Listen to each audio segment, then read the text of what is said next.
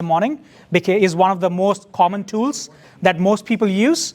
One of the things that I want to make you aware of is there are so many different models in generative AI. You saw some of the names in the seminar today. There's Perplexity, there's Claude, there is Gemini. So there's different platforms, and they all have different use cases. So for example, for me, if I'm doing research, I wouldn't use ChatGPT for research purposes. I would use Claude or I would use Perplexity to use for my research. But when it comes to administrative tasks, I always use ChatGPT. If I'm developing a course, a mapping of the CLOs or SLOs, so if you're in that role, I will use ChatGPT because it's pretty damn good in those tasks. But I wouldn't definitely not use, if I want to generate an image. Of course, the free version all does that for you, so making sure it's equity all across. It creates images as the gentleman in the seminar was talking about, but then there are different models for different use cases, I said. For images, I would go, for example, to ideogram.ai or leonardo.ai, because these tools are specifically meant for those purposes. But ChatGPT is something like your Kleenex. It does everything for you, but it doesn't do everything as efficient as some other models do for you. So today's intention for this class is to just show you a couple of ways to go about prompting to develop a course material for your, I'm assuming everyone is an academic here. So if you are developing a course or a classroom material, this session will be helpful for you. But then we take it a step further, because again, we want to make it engaging for our students. That's the intention. So we create an essay from it, we then create an image out of it, and we also then go ahead and create a video out of it. So a whole class plan engaging for the students. So that's why I've given you the prompts on the slides. So if you have access to the slides now, and if you don't, the prompt is on your screen. This is a demo. How many of you have actually read the book, To Kill a Mockingbird? Yeah, it's quite famous book. Many people say that you should at least read it once in a lifetime. It's got great lessons. It's historically taught in Canadian and American schools and Australian as well. And so this demo for all of you I've made is for enhancing class preparation. So this is the context behind this book, which is we are going to act like Mrs. Johnson, and again, don't ask me why Mrs. Johnson. It could be Mr. Johnson as well. So Mrs. Johnson, who spends hours every week on repetitive administrative tasks, like we all do. We spend a lot of hours in administrative tasks at work, such as creating lesson plans, writing student feedback, and generating reports. So with the help of ChatGPT in this case, Mrs. Johnson has significantly reduced the time spent on this task. So what I would request you all to do is to copy and paste the first prompt into ChatGPT. But before we do it, I want to go through the prompting skills in this prompt that has been provided. Is when Mrs. Johnson says, in this case, yourselves, and again, you have a choice. You can replace the context to your context in your course material. So this is for Killing a Mockingbird.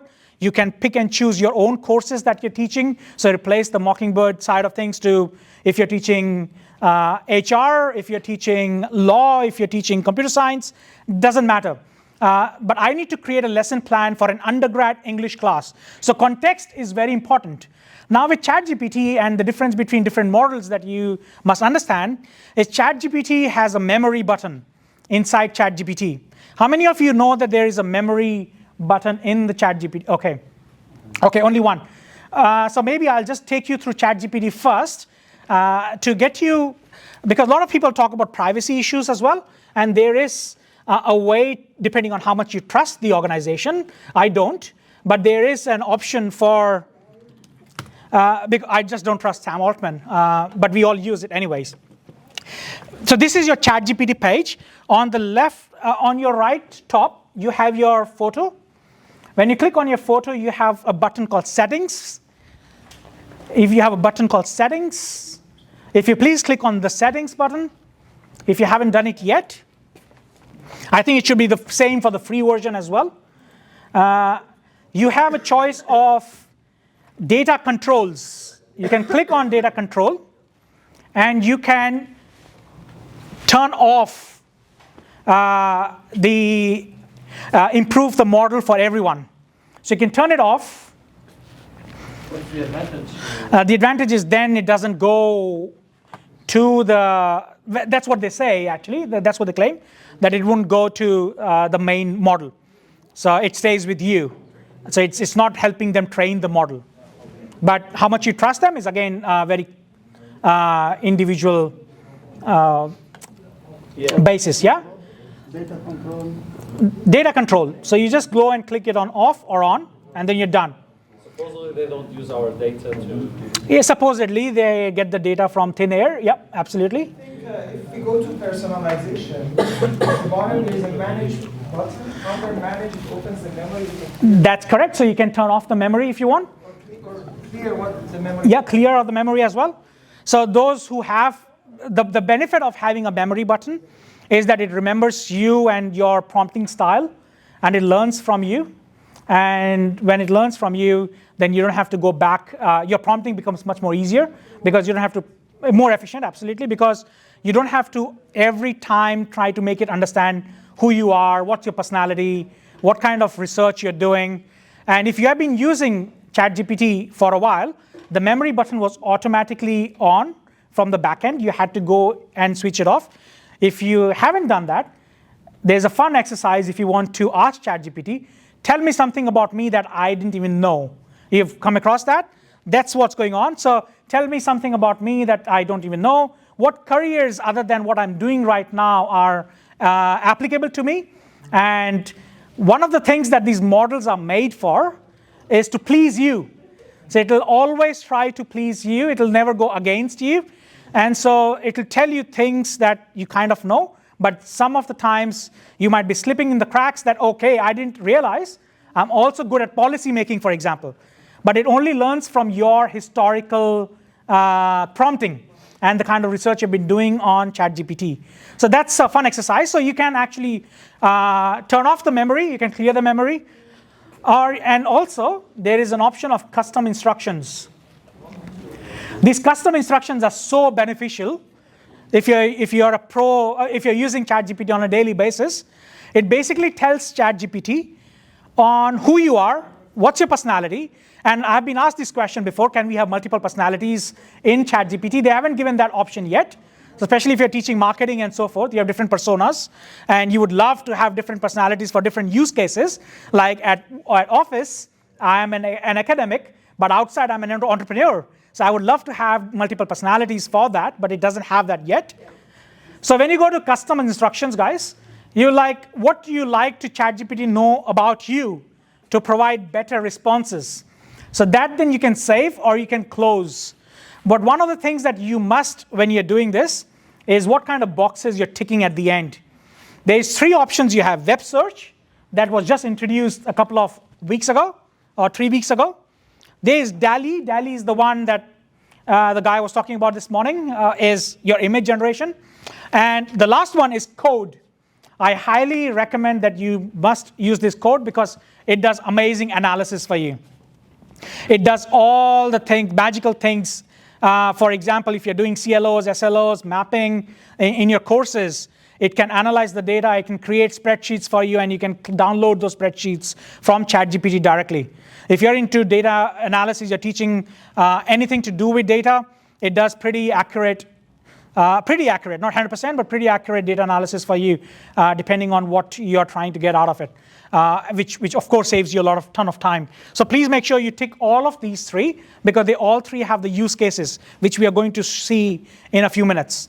Those work if you have the paid plan, right? Please have a look. Is it only for the paid plan? I think it should be for the free one too. 4.0. I believe they would have given it to everybody when they changed the policies a few months ago. They said that this 4.0 is accessible for all free plans as well.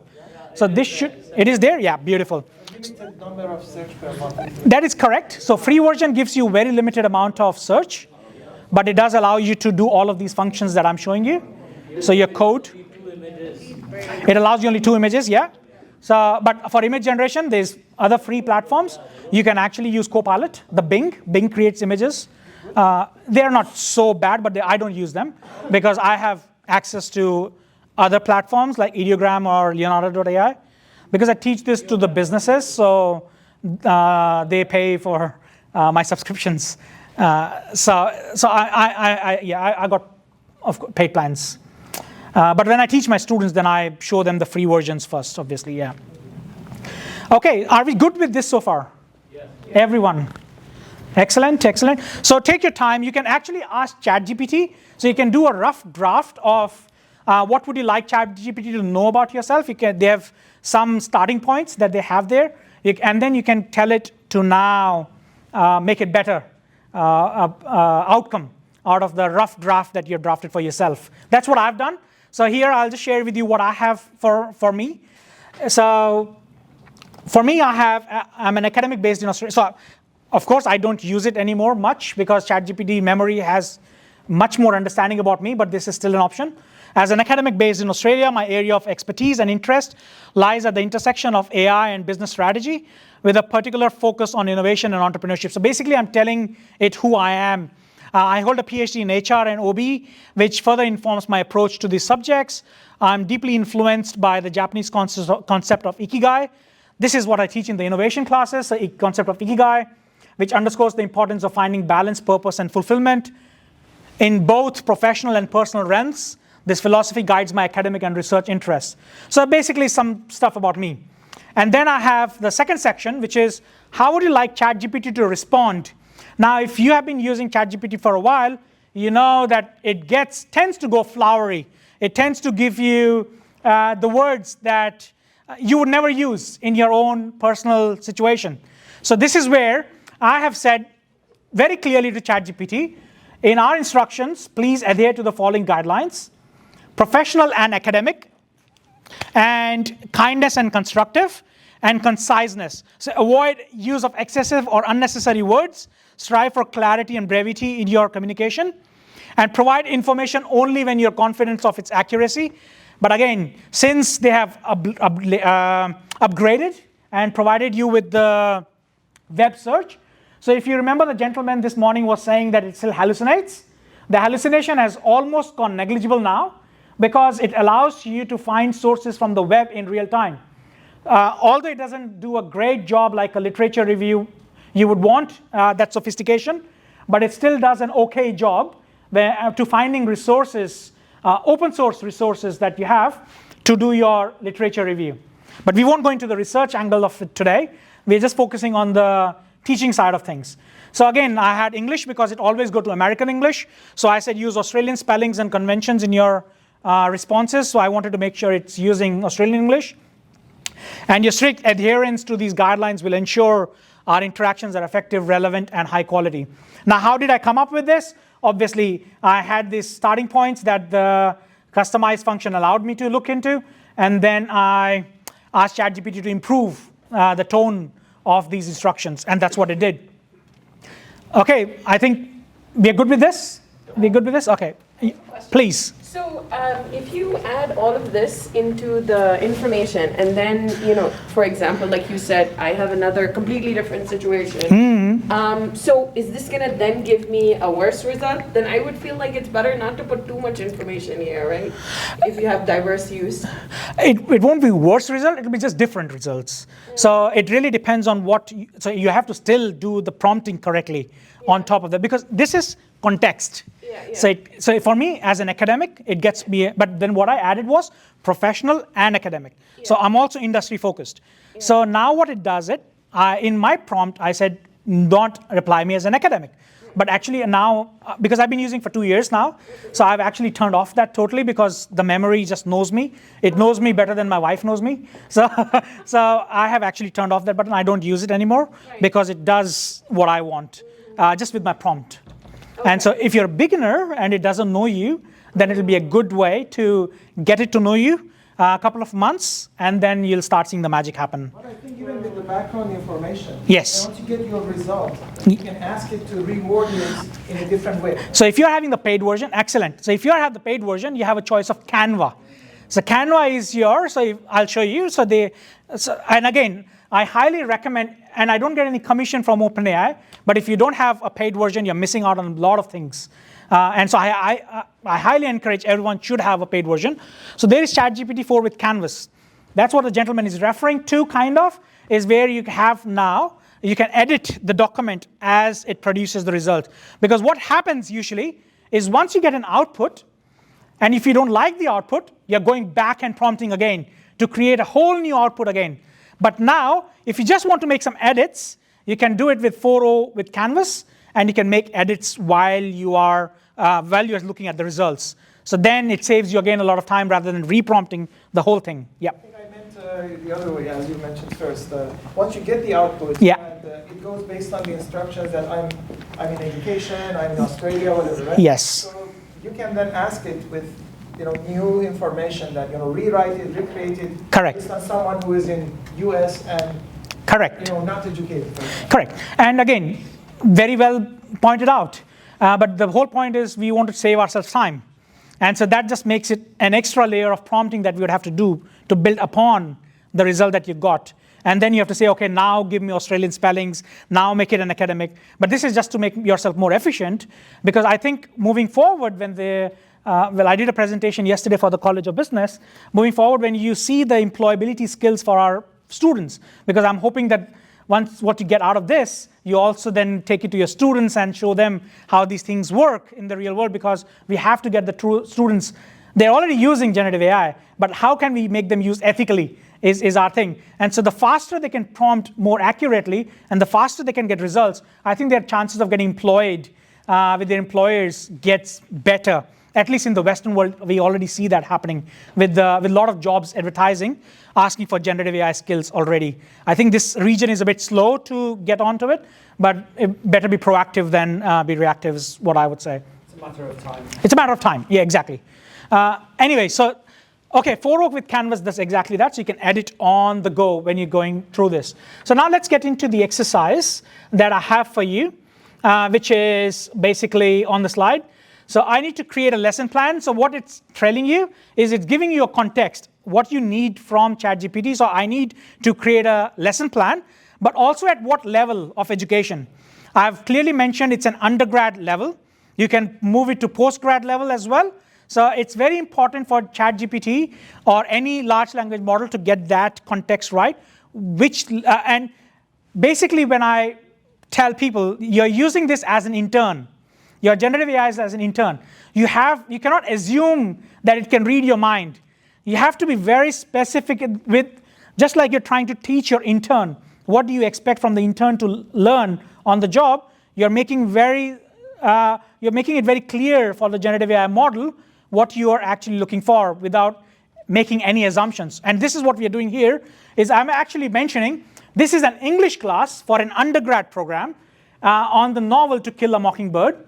Can you generate a lesson plan outline? So I'm very specifically asking what I need from it. I want you to create a lesson plan outline that includes learning goals. So it can be your CLOs and SLOs for your individual lesson plans, key discussion points, activities, questions, and assessment ideas, engaging students with the text and its themes, encouraging critical thinking and personal reflection. Now, there are prompts that go up to 1 page as well. But this is just for the sake of this exercise. I'm just keeping it very simple and short. But there are mega prompts as well. When I do course development using generative AI, I have mega prompts that actually develop courses for postgraduate programs. And that takes around 3.5 days. Now, it used to take 3.5 months. Now it just takes 3.5 days with ChatGPT to develop a whole curriculum. And depending if you are the subject matter expert on that topic, of course. So what we'll do now, yes, sir. Could you feed your course master syllabus in and say, create this lesson plan hitting 5 CSLOs or something like that? Yes, absolutely. We have done that. We have put the graduate attributes that the university wanted into, before even we developed the course, the content for the course, we actually map it first. So we say, okay, these are the university course learning outcomes that is expected, but then there are graduate attributes and then there are student learning outcomes. Please map it and then come up with assessments that can align with all three aspects of it. So at the moment, we are developing a Master of Aviation program at a college. And so we did this with ChatGPT, is we mapped the whole program that the university provided and started creating different courses based on the CLO, SLO, and graduate attribute mapping. And so yes, you can insert them, it does take some sophisticated prompting around it, but once you get the prompts right, yes, it can, absolutely. So what we'll do now is we can copy this prompt and put it into ChatGPT and have a look at what it comes up with. Now, it doesn't matter if you're a free version or a paid version. With Canvas? No, I'm just doing it normal, not with Canvas, because I'm not going to edit for now. But if it was, then yes. So lesson plan outline, let's have a look at it, if it's even correct or wrong. And this is where, in the classrooms, you can engage students by actually showing, once you have covered the class material, you can then show this in the classroom to students by doing an activity like this and tell them in the classroom, what do you guys think it's correct, wrong, why it's not. Engage them in the critical conversation in the classroom and let the discussion go. So for you guys here, let's have a look. To Kill a Mockingbird by Harper Lee. We have, the lesson title is Understanding Justice, those who know the context of Mockingbird. So this is what it talks about, understanding justice, prejudice, and moral growth in To Kill a Mockingbird. It's an undergrad level class, and the duration of the activity is for 2 hours. That's what it's come up with. Yes, please. Different answers, right? Even if we have the same prompt. Not always. That's something that used to happen, that there were always different answers. But I've realized that once you're doing in the same IP somehow, they start coming up with same answers. This was something that I just found out very recently. So I'm not sure if everyone is coming with the same answer, but I've realized in the recent past that if you're on the same IP, somehow, but again, it also depends on the models as well. Claude gives you different answers, doesn't matter on the IP. But I think it could be a reason of open source versus closed source models. And we know that OpenAI is a closed source model, and Claude is an open source model. So maybe could be one of the reasons why different answers. So again, when a lot of people say, right, that if I give the same prompt to the students, will they come up with the same answers? Yes and no. And that is where you teach the students the ethical side of things, that this could be the same answer, could be a different answer, but you have to go and build upon it. You can't just accept what generative AI gives. But they take it a different way. They said, sir, don't worry, I got Scribber. I'm just going to copy and paste into an app that makes it more human-like. And that changes and paraphrases everything.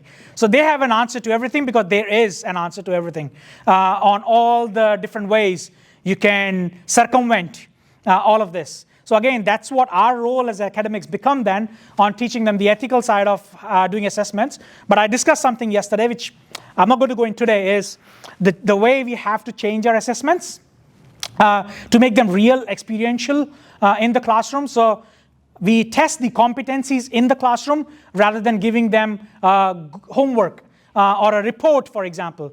And so one of the things that I'm trying in my department is with the curriculum change, because I'm still on probation, I'm just 3 months old here, is reducing the component of the reports to 20-25%, and increasing the component of presentations to 45-50%.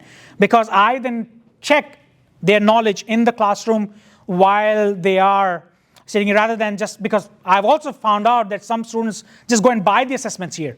And it's not a new thing, buying assessments. It's been happening for many decades in all parts of the world. But as educators, one of the questions I now take it to the philosophical side of things is, what is the point of learning? What is the meaning of learning? What are they trying to get out of the CLOs or the SLOs that you have for the students? And how are we measuring these competencies? And so these competency measurements with generative AI, more and more are going to happen in the classroom itself, because the days of taking home exams, taking home work are actually just outdated already with generative, and it's only getting better. If you have used 2 years ago what generative AI could do versus what it does now, and what it will do in the next 2 years is just going to blow your mind. So we are always trying to then catch students or keep up with the pace. But the best way is to actually keep up ourselves and change the assessments now in making sure the competencies are measured in the classroom rather than take-home exams. Anyways, so these are the learning goals it came up with from the prompt. And then you have key discussion points. So this is what you can do with the students in the classroom. Let's talk about racism and social justice. And again, context is very important. These are sensitive topics because it is a topic that not everybody would be comfortable talking about. But that again, there's a lot of permutation and combinations to it. How much trust you have in the classroom, how much the students trust you, what kind of environment you create in the classroom to have these discussions. Empathy and moral courage and the loss of innocence, these are the characters there. And so what are the activities they can do? So they can start with a warm-up discussion, 15 minutes. What does justice mean to you? Can you think of examples in today's world where justice was served or denied?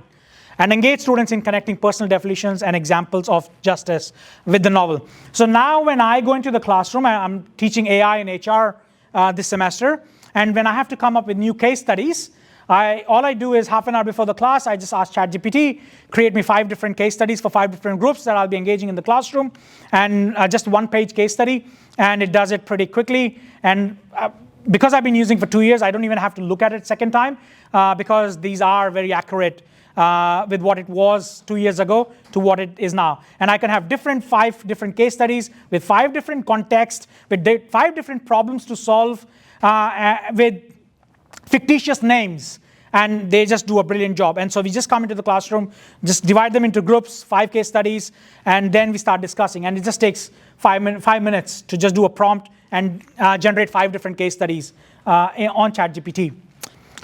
Are we good so far? Are we good so far? Okay. Okay, and then you have Socratic seminar. So again, Socratic basically means you have to question and you just don't give it the answer. So how does Atticus embody moral courage? What does Scouts coming out of age teach us about empathy? And so then there is a reflection activity. Now, one of the things that I've realized here in UDST is our students are not that great in reflection. And so what this does it for them as well is, as a faculty, you have some reflection questions from your content, and then you can engage with them, asking them reflective questions and go deeper into the critical thinking aspect of things. A lot of the times people say, oh, ChatGPT just destroys critical thinking. But for me, it's actually totally opposite. We now build on critical thinking skills just in a different way. For what we used to do, now we just engage with generative AI, and we build upon this for critical thinking skills. Yeah, and we have a couple of papers coming out. They are under review at the moment, where we have been, it's a long process to publish anything in the academic journal. So this is our 4th revision that we are doing with the paper, and we are actually talking about the student reflections that we did with our students 2 semesters ago in Australia. Okay, so then you have assessment ideas. So of course, now you have assessment ideas. You can have these assessment ideas mapped to your CLOs and SLOs at the same time. So every module that you come into the classroom, everything that you do with an assessment piece can be mapped to an CLO and SLO for every activity that you do. So when it comes to accreditation purposes, then everything that you're doing is mapped out already because you have used generative AI smartly to map out every activity on the basis of the CLO and SLO. Please. How? Mapping it. Do I have to give ChatGPT my CLO? Correct. You would have to give your CLO and SLO, but you can if you are. So, for example, I'm revamping the whole course for next year. So I'm putting the change of curriculum form, and so my CLOs and SLOs are totally different to what we are doing at the moment. But they also still match to the graduate attributes because at the end of the day, they remain the same from the university perspective, but from a course learning objective and student learning objective, they then change. And so generative AI, again, but you cannot just take it as face value. So your subject matter expertise is very important still to make sure that they are actually coming up with the right outcomes. But it just makes the process more efficient and effective. Would we be allowed to put our course master syllabus on ChatGPT? I mean, then if you believe that it's sharing that information to... That's a very good point, and thanks for pointing that out. So I remove any mention of UDST from them. So there is no mention of UDST when I upload. So I copy and paste in a Word document, and then I upload the Word document, so they don't know if UDST is the one who is running the CLOs and SLOs. So so from an ethical perspective, and this is what the students need to know in the classrooms as well, that just don't upload your assignments with your names and student numbers. You remove them, you redact that information, and then you put in with no disclosure of any personal information if you don't want to. But if the student still wants to do it, we can't stop them. But from an ethical perspective, we can show them that there are consequences to that you might not know today, but tomorrow it might come and bite you back. And so I don't put any personal information. I do grading with ChatGPT as well, and there's no student information that goes into ChatGPT. And also, so here it's a different issue. It's not that big of an issue. But in Australia, for example, into MBA courses, students come from ASX listed companies. And so Australian Stock Exchange, so ASX listed companies. And so they would put their name of the company into their assignment. So again, we can't just put that into ChatGPT or any generative AI model. So as whatever, we actually ask them to redact all the information of their companies and give them pseudonyms, and then we are able to, or else we just don't put them. If they are really, if they are really going to affect the stock market because of what they have put into strategy assessments, we don't put them into generative AI.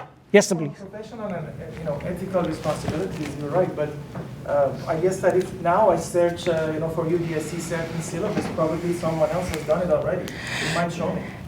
Sir, I absolutely agree. I absolutely agree with that, but at least it's not me. At the end of the day, I have to see myself in the mirror. I don't care what other people have done. So I'm looking at the system and as a whole, right? Sooner or later, in 2 years, everything is going to be there.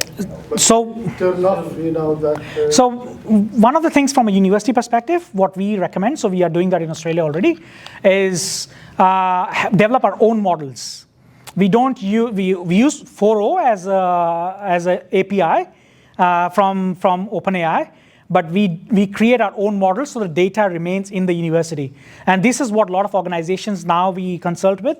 We are helping them develop their own models inside the organization, so no data actually leaves the organization. It remains in and that's where we are heading towards. One of the interesting case studies is Arizona State University. There's another one, University of Sydney now. We are advising, I won't tell, but another universities in Australia. We are building our own models there. So then you can be carefree and put anything you want because it stays within the university. But the sources they use is the same. It's internet. The models, the way they work, again, there's a whole technical side of things, but they might use internet, that's okay. But when the models are trained within your organization, it's more controlled. Like when we put things on V12, that doesn't go anywhere. I would hope not. So another thing I'll tell you, okay? So we just, I don't know how many of you have heard the name Tutelo. Anyone trialing it in their classroom? So I got lucky. So the Tutelo is we are trialing it on our course this semester. And Tutelo connects with D2L, but Tutelo is also connected to the internet. So I don't know how the backend of the Tutelo works because that's a third-party organization. But I'm sure at the university level, whoever has decided to go ahead with them, they would have done their due diligence with Tutelo on seeing the backends if the D2L content is going anywhere else outside of Tutelo. But it's the same with Turnitin, right? So you then are trusting Turnitin to hoping that they're not disclosing all the student identifiers of the university to a fourth party, because Turnitin also happens. So there is some trust in that relationship that you're signing the contract with. So Tutelo would be the same, OpenAI would be the same. But Turnitin shows, this is the same as some other university. Yeah, but they have within their network of universities, right? So it's only going, yeah, exactly. So they have amazing amount of data, but they just become useless now. Interesting that ChatGPT can create a lesson plan that matches your existing CLO. Yes. It could work also the other way around. Yes. Of course. Yes. When I appraise it or evaluate it, if it does, match all this CLO. That's another. You can. You know, one of the Somebody asks ChatGPT to be a detective, and you know, who did submit this first? So one of the things that I'll just skip a couple of slides to show you one thing here. So and you can scan the QR code if you want to download this article. So we wrote this article in London School of Economics. So we took a non-academic pathway last year, and we as in my colleague in Australia and myself, 5 different blogs in, we published 5 different blogs in London School of Economics on our journey of trialing generative AI in our classrooms. Plus we went ahead and we proposed a model for knowledge workers, especially people like us, educators, but any knowledge worker, the model quite fits well, is our roles are now changing from creators, managers, and administrators. So we create, we are innovative, we come up with ideas, we manage them, we administer them, to now the roles are shifting towards co-creators, editors, and facilitators. So everything that we do now, or we will do now, is going to be a co-creation with generative AI. So for example, everything that comes to me now goes through generative AI first. Of course, depending on, there is no information that's been, sensitive information we put on. But any email that, for me, example, comes to me, it's been 2 years, I don't remember when I wrote the last email. The only thing I do with the emails is now, I co-create the email with AI because, and then I edit those emails to tweak a little bit of my language, my tone, my personality. But I don't even do that anymore because ChatGPT knows me so much better that it understands my tonality, the way I speak, the way I think now, and facilitation of these GenAI models. So our roles are now totally, so in classrooms, we are not teachers anymore. We have become facilitators, facilitating the engagement with the students. Yes, please. So what's the prompt you give to ChatGPT to answer your email?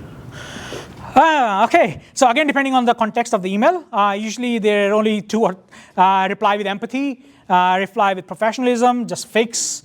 But now sometimes I don't even have to give a prompt. I just put the email. And so, for example, I got invited to collaborate with somebody. I just got an email yesterday, and I said, just respond in the affirmative. And it just came up with, yes, I accept the proposal. I'll be happy to collaborate. And then I just had to quickly tweak because they wanted something to be sent by the end of the week. I said, please find attached. And the email the response had, I will send it by the end of the week. But I could attach straight away. But all I said was respond in the affirmative. And it did it. So again, once you get used to it, copy, paste, send. Copy, paste, send. Exactly, copy, paste, send. But I do read. What are the applications now? Do I have to split my salary with ChatGPT? 20, I think it's 70 riyal in Qatar. 70 riyal? 70 riyal? Yeah, 20 Australia, 20 American. 20 American. 20 American. But yes, it's time saving. Just one example, right? 3.5 months of developing a course done in 3.5 days. Wow. How do you get that time back? Just don't tell your boss that you can do this. You might have extra workload coming your way. Only be another surprise. Okay, so we go back to the ChatGPT because, so now that the ChatGPT came up with all of those information, now how do we take it further? Is you then continue to prompt. You don't stop at the prompt because a lot of the times when I do these kind of sessions with people, there are a lot of people saying that I tried the prompt, it did not work, so I gave up. And so this thing is more of a mindset change than anything else. These tools are very easy to learn. It takes just daily pushing yourself to put things in ChatGPT or any generative AI model. But it's the mindset to push yourself rather than trying hard yourself. Because once you get, it transforms your life because so giving up, resilience. One of the things that if you see in the 2030 World Economic Forum, skills to develop, one of the skills is resilience and agility and adaptivity. And this is what we're trying to teach our students. But sometimes we ourselves fail at that because we give up so easily because they say, I can do it myself much faster. But now with generative AI, you cannot say that you can do much faster because I can guarantee by using for 2 years now that this does much more faster once you know exactly how to give a prompt. So now I go next prompt. So I don't give up. If I don't get the answer, I just carry on until I get my prompt right. Again, depending on the context of the job, the task that you're trying to get done. If it's a very simple task, okay, do it yourself. But if it's a complicated task, it just takes a few prompts to get used to it. So I'll put this into ChatGPT to carry on further from where I left. And I'll say, give me open-ended questions for discussion and fun in the classroom exercise for 30 minutes. And of course, it does. So it comes up with themes and relevance. Can you draw parallels to modern day event? What do you think Harper let tell you the story through Scout's eyes? So again, these are the next set of prompts that actually allows you to get open-ended questions that you can then again carry on in the classroom. But now, if you want to make it more engaging, which I'm assuming we all do, we have the next set of prompts, which is give me 3 graphic illustrations. I'll share with you a very quick story. I have a friend who has a 6-year-old daughter in Australia, and the daughter wanted to buy an iPad. So when I showed what AI can do to my faculty in the department, she said, can AI create images? I said, yes, use ideogram.ai, and it does this amazing images. So the 6-year-old daughter wanted to buy an iPad. So my faculty friend said, if you want to buy an iPad, you have to earn it yourself.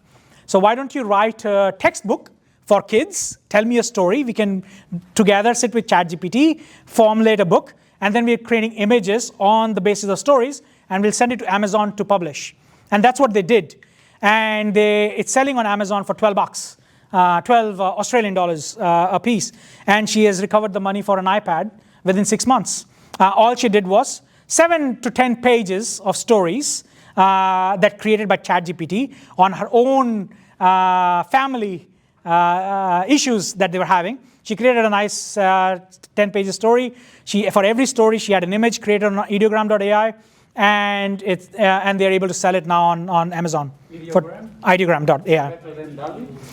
Okay, yes. So again, when I said different use cases for different models, so ideogram is made for, like idea, so it's just IDEO. Yeah. So it's only made for image. So its specialty is image generation. So much sophisticated than DALL-E. Yeah. There's so many different platforms. There's different company, yeah. Leonardo.ai is another one that is amazing in creating okay. Sorry? What did you say? Ideogram.ai, Leonardo.ai? Leonardo.ai. Leonardo. There's majority as well, right? So Okay, so I'm going to just put this into ChatGPT to create a graphic illustration of the same, yeah? So it doesn't do 3, I know that, but it sometimes does, it sometimes doesn't. Let's see how many does it come up with this time. But this Only 1 this time? Yeah. Why would it give you 3? No, it'll give you 3, but sometimes the prompt, the way it's established, sometimes it just comes with one image. Then I have to reprompt it for the second and the third image. And so if you know the story, it's pretty accurate with the lawyer and the 2 sons, and the background you have Boo, who they named. So it's pretty accurate description of the characters, which again, if you tried 2 years ago, it wouldn't happen. It would have distorted images. So that's how the models are getting better. And DALL-E used to always be bad, but now it's getting much better. And you get this from free version. So I want another image. So I would just say, please create another image. has a limitation. which one is For paid version, no limitation. I only run our prompts in Claude, but I never run out in ChatGPT. this is an integration with DALL-E, is that it? It is already, yes. So again, if 2 years ago you have to actually go out of this, go back into DALL-E, create, but now it's all seamless. It's all seamless. This is DALL-E results. This is DALL-E results. And I don't have to go separately. It's all seamless. I just have to put it here. Even the web browsing is here, and the attachments are also here. So One-stop shop. it's a one-stop shop. But again, depend on the use cases. Don't use this for research, please. Yeah. Okay, so then we move on to the next part of this. Now I wanted to prepare an assessment to which undergrad students are asked to write an essay. Now what I'll go ahead and do is I'll actually create the essay, just for the sake of this exercise. Write the essay, so I'm just going to prompt into this, because I want to tell you what else we can do with a different platform going forward, because I think we have, These things, Time flies. time flies, exactly. 1 hour, 45 minutes is just not enough. That's why this is important. Time flies. It's about time saving. It's the only thing money cannot buy, time. Right? Thank you for the philosophical quote, yep. And it is a pretty decent undergrad essay. Of course, it doesn't do any referencing because I haven't asked it to do referencing. You can actually go and say, do me an APA referencing, and it'll do an APA referencing for you. And it does a pretty good job with the APA referencing as well. Better than any the other platforms that I use. So it's coming up with the grading criteria. So if you're trying to create a grading criteria for assessments, it does a pretty good grading criteria as well. So you can actually ask at what level. So in Australia, we have Australian qualification framework. So we do AQ, so for undergrad, it's AQ of 7 and 8, sorry. AQ of 7 and 8. And so once we have a framework here, you can actually ask it to have different criterias and also follow what more people know, Bloom's taxonomy. So you can actually create a grading criteria using Bloom's taxonomy, and what criteria of the Bloom's you want to use, you can actually ask it to do, and it will do a pretty good job of it. So it's actually got a grading criteria. And so I'm going to ask, write me the essay now.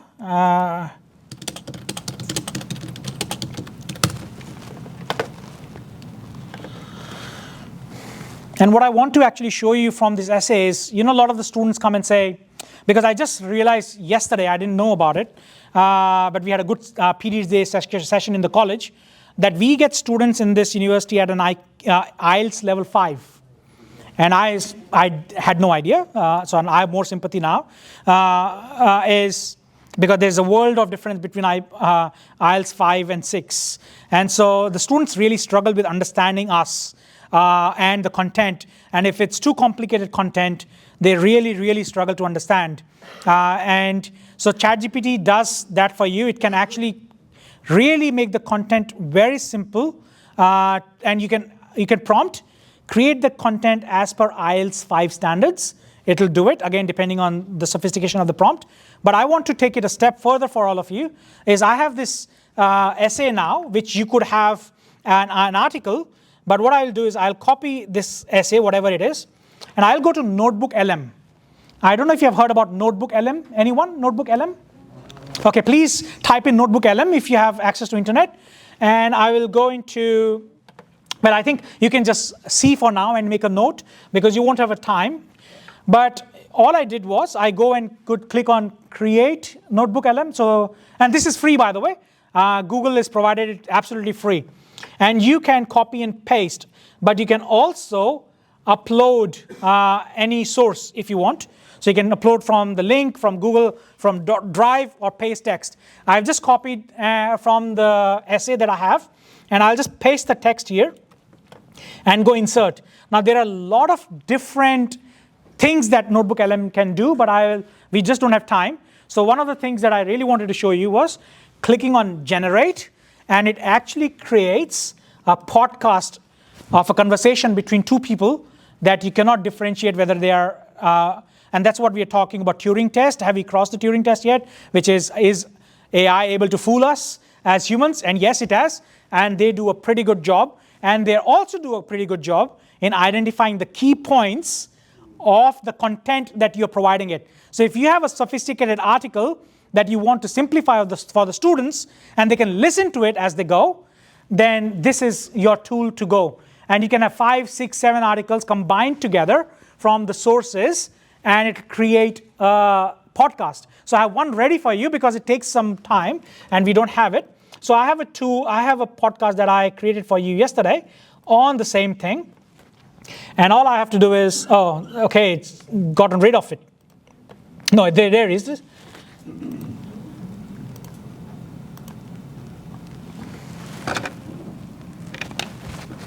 And so you can put, the beauty of Google is the context window. The amount of sources you can put in. There's no other generative AI platform that allows you to put so much of information as sources on their platform. You can have up to 50 sources here. One source up to 2 MB. So you can have all the large articles into this, and it can do literature review and all of that. That's a research side of things. But here's the podcast that it did from the essay that it generated. Deep dive. Today we're going beyond the usual book club chat, diving in.